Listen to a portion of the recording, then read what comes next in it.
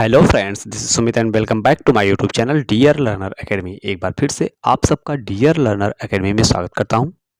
आज हम बात करने वाले हैं इकोनॉमिक्स की। महाभारत सीरीज में इकोनॉमिक्स के जितने भी क्वेश्चंस बन सकते हैं वह सब उन सब का हम इस वीडियो में सॉल्यूशन करने वाले हैं। यानी एग्जामपुर के विवेक सर ने जो महाभारत सीरीज लॉन्च की है उसमें इकोनॉमिक्स का चैप्टर जो है उससे, यानी इकोनॉमिक्स का मतलब होता है कि अर्थशास्त्र, उससे जितने भी क्वेश्चंस बन सकते हैं वह सब हम इस वीडियो में डिस्कस करने वाले हैं। तो चलिए बिना किसी देरी के स्टार्ट करते हैं। लेकिन स्टार्ट करने से पहले आपसे बस इतना ही अनुरोध है कि यदि आप चैनल पर नए हैं और आपने पहली बार हमारे चैनल पर विजिट किया है तो चैनल को सब्सक्राइब कर लीजिए, बेल आइकन को दबा दीजिए और वीडियो को शेयर कर दीजिए ताकि वीडियो सभी तक पहुंच सके। यदि आप बेल आइकन को दबाए रहेंगे तो हमारे द्वारा चढ़ाए गए वीडियोस आप तक सबसे पहले पहुंचेंगे और उसकी जानकारी भी आपको सबसे पहले मिलेगी। ठीक, तो चलिए, और एक बात कहना चाहते हैं कि उत्तर प्रदेश री एग्ज़ाम की डेट अभी फाइनल नहीं हुई है। हो सकता है कि इसकी परीक्षा में हमें देरी देखने को मिल सकती है। यानी अब पेपर जो होगा वो सितंबर माह में होने की संभावनाएं बन रही हैं। अभी संभावना बन रही है, कुछ कहा नहीं जा सकता। तो आप बेफिक्र होकर अपना तैयारी कीजिए। हमें अपने कोर्स को समय से निर्धारित समय में कवर कर लेना है और अपनी तैयारी को और भी मजबूत बना लेना है ताकि हमें आगे चल के कोई भी दिक्कत ना होने पाए। चलिए हम अपने आज के टॉपिक को स्टार्ट करते हैं। आज का हमारा पहला प्रश्न है, नेशनल स्टॉक एक्सचेंज की स्थापना के लिए किस समिति द्वारा अनुशंसा की गई थी। हमको बताना है कि नेशनल स्टॉक एक्सचेंज की स्थापना के लिए किस समिति द्वारा अनुशंसा की गई थी। तो ये थी आपकी फेरवानी समिति। ऑप्शन बी इसका बिल्कुल सही जवाब है, फेरवानी समिति द्वारा इसकी अनुशंसा की गई थी। चलिए अगले प्रश्न की तरफ चलते हैं। दिया है RERA शब्द का पूर्ण रूप क्या है। हमें इसका फुल फॉर्म बताना है कि RERA का फुल फॉर्म क्या होगा। तो ये होगा real estate regulatory authority. Option D इसका बिल्कुल सही जवाब है, real estate regulatory authority, option D. ठीक, चलिए हम अपने अगले प्रश्न की तरफ चलते हैं, देखते हैं हमारे अगले प्रश्न में क्या दिया गया है। 1950 में सर्वोदय योजना का मसौदा यानी ड्राफ्ट किसने तैयार किया था। हमको बताना है कि सर्वोदय योजना का मसौदा यानी ड्राफ्ट किसने तैयार किया था।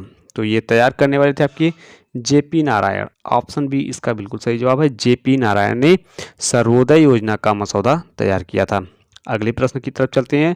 आयकर एक डॉट डॉट डॉट है, मतलब आयकर क्या है। आयकर एक प्रत्यक्ष कर है। ऑप्शन बी इसका बिल्कुल सही जवाब है, आयकर एक प्रत्यक्ष कर है। अगले प्रश्न की बात करें तो भारत में निर्यात आयात बैंक की स्थापना कब की गई थी। हमको बताना है कि भारत में निर्यात और आयात बैंक की स्थापना कब की गई थी। तो इसका जवाब सही है 1982। आप क्वेश्चन नंबर 5 का आंसर नंबर बी यानी 1982 में निर्यात आयात बैंक की स्थापना की गई थी। चलिए हम इसी क्रम में अपने अगले प्रश्न को देखते हैं हमारे अगले प्रश्न में क्या कह रहा है। भारत में प्रथम निर्यात प्रसंस्करण क्षेत्र कौन सा है। तो भारत में प्रथम निर्यात प्रसंस्करण क्षेत्र आपका है कांडला बंदरगाह। 6 नंबर क्वेश्चन का ऑप्शन ए बिल्कुल सही जवाब है, कांडला बंदरगाह। चलिए अपने अगले प्रश्न की तरफ चलते हैं, देखते हैं हमारे अगले प्रश्न में क्या दिया गया है। अगला प्रश्न कह रहा है कि FDI सुधार और इसकी परिभाषाओं के युक्तिकरण के लिए निम्नलिखित में से कौन सी समिति का गठन किया गया है। तो ये कहा गया है कि मायाराम समिति, यानी FDI सुधार और इसकी परिभाषाओं की युक्तिकरण के लिए मायाराम समिति का गठन किया गया है। ऑप्शन सी इसका बिल्कुल सही जवाब है। अगले प्रश्न की बात करें तो जनवरी 1970 में शुरू किए गए ऑपरेशन फ्लड से कौन सी क्रांति संबंधित थी।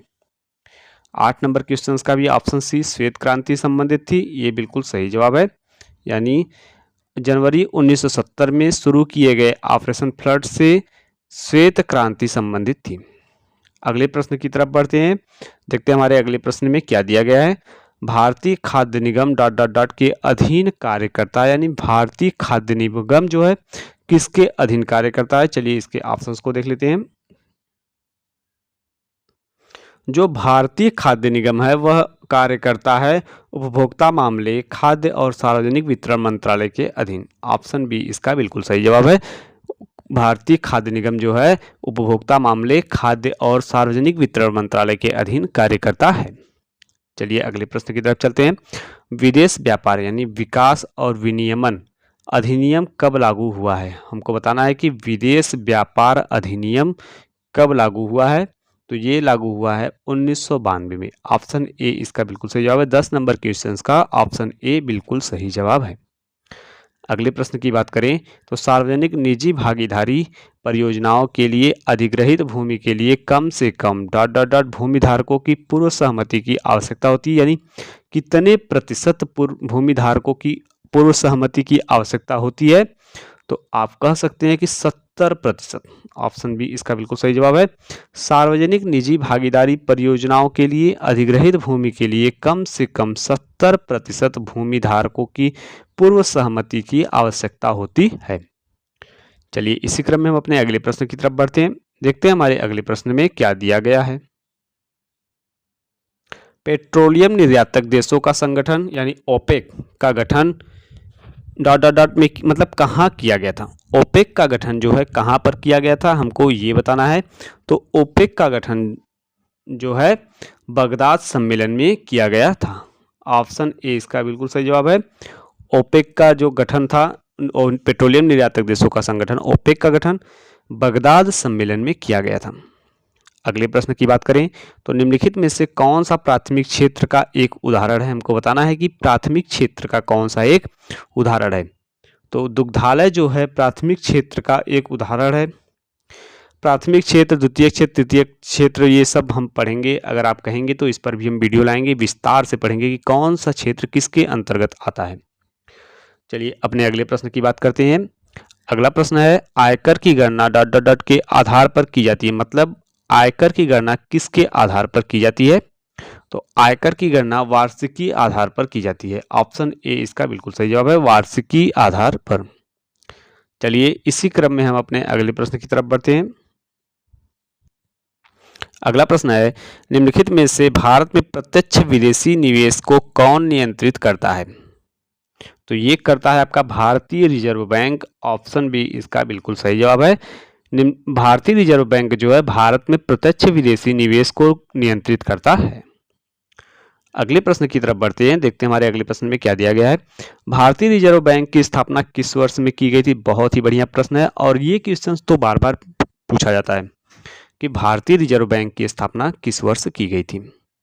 भारतीय रिजर्व बैंक की स्थापना 1935 में की गई थी। ऑप्शन सी इसका बिल्कुल सही जवाब है।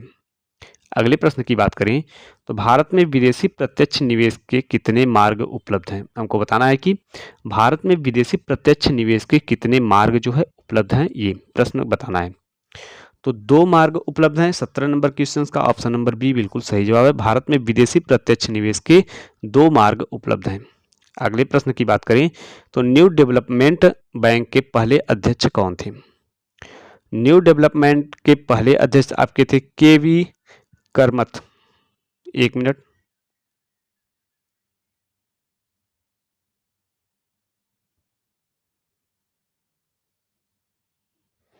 न्यू डेवलपमेंट बैंक के पहले अध्यक्ष आपके कौन थे? केवी कामत। ऑप्शन डी इसका बिल्कुल सही जवाब है। 18 नंबर क्वेश्चन का ऑप्शन नंबर डी यानी केवी कामत जो थे वह न्यू डेवलपमेंट बैंक के पहले अध्यक्ष थे। चलिए इसी क्रम में हम अपने अगले प्रश्न की तरफ बढ़ते हैं। देखते हैं हमारे अगले प्रश्न में क्या दिया गया है। राष्ट्रीय कृषि और ग्रामीण विकास बैंक का मुख्य कार्यालय कहाँ पर स्थित है? हमको बताना है कि राष्ट्रीय कृषि और ग्रामीण विकास बैंक यानी नाबार्ड का मुख्यालय कहाँ पर स्थित है, ये बात बतानी है। तो ये स्थित है आपका मुंबई में। 19 नंबर क्वेश्चन का ऑप्शन नंबर बी बिल्कुल सही जवाब है। मुंबई में राष्ट्रीय कृषि और ग्रामीण विकास बैंक यानी नाबार्ड का मुख्यालय स्थित है। चलिए इसी क्रम में हम अपने अगले प्रश्न की तरफ देख लेते हैं। हमारा 20वां नंबर क्वेश्चन कह रहा है कि पहले गैप स्थान दे दिया गया है का अर्थ है उत्पादों और सेवाओं पर दूसरों के ट्रेडमार्क का अनधिकृत उपयोग। ठीक, हमको बताना है कि किसका अर्थ है कि उत्पादों और सेवाओं पर दूसरे के ट्रेडमार्क का अनधिकृत उपयोग करना। तो 20 नंबर क्वेश्चन का ऑप्शन नंबर डी कहता है कि ट्रेडमार्क उल्लंघन का अर्थ है उत्पादों और सेवाओं पर दूसरे के ट्रेडमार्क का अनाधिकृत उपयोग करना, यानी जो फेक सामान को बेचते हैं, फेक आईडी मतलब फेक ट्रेडमार्क लगाकर दूसरे का ट्रेडमार्क लगा देंगे, दूसरे का लोगो लगा देंगे, उस पर उसके थ्रू अपने डुप्लीकेट सामानों को बेचते हैं। यह कहता है कि ट्रेडमार्क का यह उल्लंघन है। ठीक, चलिए अगले प्रश्न की तरफ चलते हैं। हमारा अगला प्रश्न है, किसानों के लिए किस राज्य ने रायथू बंधु योजना शुरू की है? रायथू बंधु योजना, ये प्रश्न पूछ सकता है कि रायथू बंधु योजना किस राज्य के किसानों के लिए प्रारंभ की गई है? तो रायथू बंधु योजना जो है तेलंगाना, ऑप्शन सी, तेलंगाना राज्य के किसानों के लिए प्रारंभ की गई है। चलिए इसी क्रम में हम अपने अगले प्रश्न की तरफ बढ़ते हैं, देखते हैं हमारे अगले प्रश्न में क्या दिया गया है। भारत में थोक मूल्य सूचकांक निम्नलिखित में से किसके द्वारा जारी किया जाता है? भारत में थोक मूल्य सूचकांक जो है किसके द्वारा जारी किया जाता है, हमको ये बताना है। तो ये जारी किया जाता है आर्थिक सलाहकार के कार्यालय के द्वारा। ऑप्शन डी इसका बिल्कुल सही जवाब है, आर्थिक सलाहकार के कार्यालय के द्वारा। अगला प्रश्न है, FVCI का पूर्ण रूप क्या है, यानी इसका फुल फॉर्म बताना है हमें। FVCI, अगर बात करें कि FVCI का फुल फॉर्म, तो ये है आपका foreign venture capital investor. Option D इसका बिल्कुल सही जवाब है, foreign venture capital investor. FVCI का पूर्ण रूप है फॉरेन वेंचर कैपिटल इन्वेस्टर। अगले प्रश्न की तरफ बढ़ते हैं, देखते हैं हमारे अगले प्रश्न में क्या दिया गया है।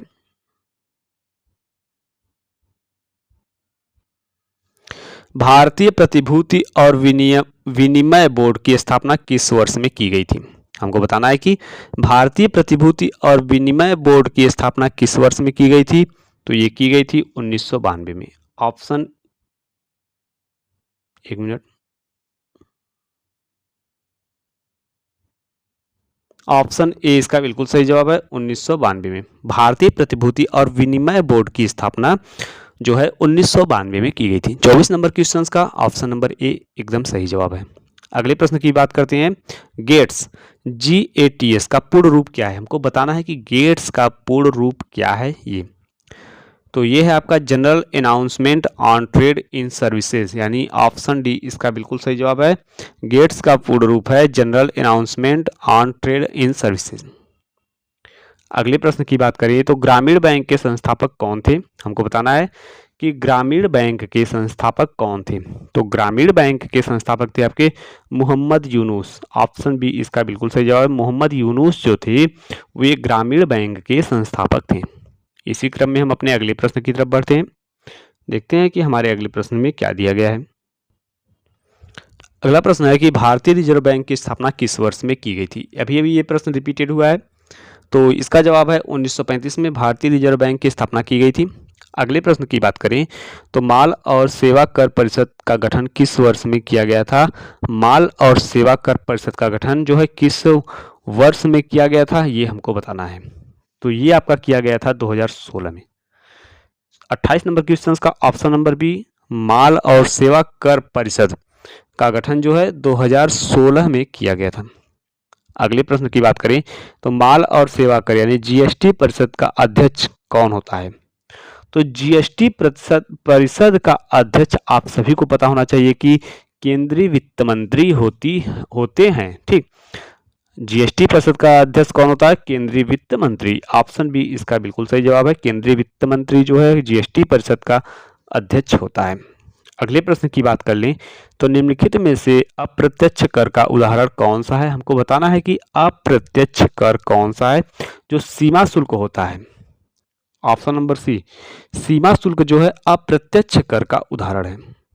चलिए इसी क्रम में हम अपने अगले प्रश्न की तरफ बढ़ते हैं, देखते हैं कि हमारे अगले प्रश्न में क्या दिया गया है। हमारे देश में ग्रामीण विकास के साथ शुरू हुआ, क्या शुरू हुआ था? हमारे देश में ग्रामीण विकास के साथ और क्या शुरू हुआ था? सामुदायिक विकास कार्यक्रम। ऑप्शन डी इसका बिल्कुल सही जवाब है, हमारे देश में ग्रामीण विकास के साथ सामुदायिक विकास कार्यक्रम शुरू हुआ। अगले प्रश्न की बात करें तो किस उद्योग को आधुनिक उद्योग की रीढ़ कहा जाता है? हमको बताना है कि किस उद्योग को आधुनिक उद्योग की रीढ़ कहा जाता है। इसका सही जवाब है लोहा और इस्पात। ऑप्शन बी इसका बिल्कुल सही जवाब है, लोहा और इस्पात को आधुनिक उद्योग की रीढ़ कहा जाता है। अगले प्रश्न की बात करें तो भारत में राष्ट्रीय कंपनी कानून न्यायाधिकरण का गठन कब हुआ था। हमको बताना है कि भारत में राष्ट्रीय कंपनी कानून न्यायाधिकरण का गठन कब किया गया था। इसका जवाब है 2016 में। 33 नंबर क्वेश्चन का ऑप्शन नंबर सी सही जवाब है। 2016 में राष्ट्रीय कंपनी कानून न्यायाधिकरण का गठन किया गया था। चलिए इसी क्रम में हम अपने अगले प्रश्न की तरफ बढ़ते हैं। देखते हैं हमारे अगले प्रश्न में क्या दिया गया है। भारत में मुख्य कामगार को एक ऐसे व्यक्ति के रूप में परिभाषित किया जाता है जो एक वर्ष में कम से कम ... महीने काम करता है। मतलब मुख्य कामगार कौन होता है जो एक वर्ष में कितने महीने तक काम करता है। तो आप कह सकते हैं कि कम से कम एक महीने में जो व्यक्ति 6 महीने काम करता है एक साल में, वह मुख्य कामगार के रूप में परिभाषित होता है। अगले प्रश्न की बात करें तो निम्नलिखित में से किसे पूंजीगत परिसंपत्ति नहीं माना जाएगा। पूंजीगत परिसंपत्ति किसे नहीं माना जाएगा। ग्रामीण कृषि भूमि को पूंजीगत परिसंपत्ति नहीं माना जाएगा। ऑप्शन सी इसका बिल्कुल सही जवाब है। चलिए इसी क्रम में हम अपने अगले प्रश्न की तरफ बढ़ते हैं। निम्नलिखित में से किस संगठन की सामान्य परिषद ने क्षेत्रीय व्यापार समझौतों में पारदर्शिता स्थापित की है। हमको बताना है कि निम्नलिखित में से किस संगठन की सामान्य परिषद ने क्षेत्रीय व्यापार समझौतों में पारदर्शिता स्थापित की है। 36 नंबर क्वेश्चन का ऑप्शन नंबर डी यानी विश्व व्यापार संगठन बिल्कुल सही जवाब है। ऑप्शन डी इसका बिल्कुल सही जवाब है। चलिए इसी क्रम में हम अपने अगले प्रश्न की तरफ बढ़ते हैं। देखते हैं कि हमारे अगले प्रश्न में क्या दिया गया है। अगला प्रश्न है विदेशी प्रत्यक्ष निवेश के लिए भारत ने कब मार्ग प्रशस्त किया। 37 नंबर क्वेश्चन का ऑप्शन नंबर ए 1991 में बिल्कुल सही जवाब है। विदेशी प्रत्यक्ष निवेश के लिए भारत ने कब मार्ग प्रशस्त किया तो 1991 में। पुनर्निर्माण और विकास के लिए अंतर्राष्ट्रीय बैंक को सार्वजनिक रूप से ... के नाम से जाना जाता है। 38 नंबर क्वेश्चन का ऑप्शन नंबर सी विश्व बैंक के नाम से जाना जाता है। ऑप्शन सी इसका बिल्कुल सही जवाब है। पुनर्निर्माण और विकास के लिए अंतर्राष्ट्रीय बैंक को सार्वजनिक रूप से विश्व बैंक के नाम से जाना जाता है। चलिए इसी क्रम में हम अपने अगले प्रश्न की तरफ चलते हैं। सकल कुल आय की गणना में आय के कितने मद होते हैं। मतलब सकल कुल आय की गणना में आय के कितने शीर्ष होते हैं ये हमको बताना है। तो आय के कुल 5 शीर्ष होते हैं। ऑप्शन बी इसका बिल्कुल सही जवाब है। चलिए आज के हम वीडियो का आखिरी क्वेश्चन डिस्कस कर लेते हैं, उसके बाद हम जो बचे हुए क्वेश्चन हैं उसको अगली वीडियो में डिस्कस करेंगे। चलिए देखते हैं हमारे अगले प्रश्न में क्या दिया गया है। अगला प्रश्न है राष्ट्रीय कृषि बीमा योजना के कार्यान्वयन के लिए कौन सी प्रमुख एजेंसी जिम्मेदार है। तो ये है आपकी agriculture insurance company of India limited, यानी कह सकते हैं कि राष्ट्रीय कृषि बीमा योजना के कार्यान्वयन के लिए agriculture insurance company of India limited जिम्मेदार है। ऑप्शन डी इसका बिल्कुल सही जवाब है। प्यारे साथियों, महाभारत सीरीज जो एग्जामपुर के विवेक सर ने लॉन्च की है उसका हम हर चैप्टर्स का सॉल्यूशन डेली अपने चैनल पर ला रहे हैं और आपका भरपूर सपोर्ट भी मिल रहा है। हमें बहुत खुशी है कि आप लोग को वीडियो पसंद आ रही है। अगर आपके कोई डाउट्स रह जा रहे हैं तो आप हमें कमेंट बॉक्स में पूछ सकते हैं। हमारी पूरी टीम आपका पूरा सपोर्ट करेगी। यदि आप चैनल पर नए हैं तो चैनल को सब्सक्राइब कर लीजिए, वीडियो को शेयर कर दीजिए और एक लाइक कर दीजिए ताकि हमारा भी मनोबल बढ़ा रहे। ऐसे ही अपने प्यार को बरसाते रहिए। और हम एक बात आपको बता देना चाहते हैं कि 5 अगस्त से आने वाले महीने के 5 अगस्त से यूपीएसआई की शानदार क्लासेस हम चलाने वाले हैं और हमारे चैनल पर आप ऐसे ही बने रहिए और वीडियो को शेयर करते रहिए ताकि वीडियो सभी तक पहुंच सके। जो बच्चे एग्जामपुर के महाभारत सीरीज के प्रैक्टिस सेट को नहीं ले पाए हैं वह यहाँ पर पढ़ सकते हैं। हम सभी टॉपिक्स को बहुत ही बढ़िया ढंग से कवर कर रहे हैं, उसके सॉल्यूशन को भी कवर करवा रहे हैं। आपको कहीं जाने की ज़रूरत नहीं है, आप आराम से यहाँ पर आप इस सभी टॉपिक को कवर कर सकते हैं। तो चलिए वीडियो को शेयर करते रहिए और अपने प्यार को ऐसे ही बनाए रखिए। तब तक फिर मिलते हैं अगले वीडियो में, तब तक के लिए धन्यवाद।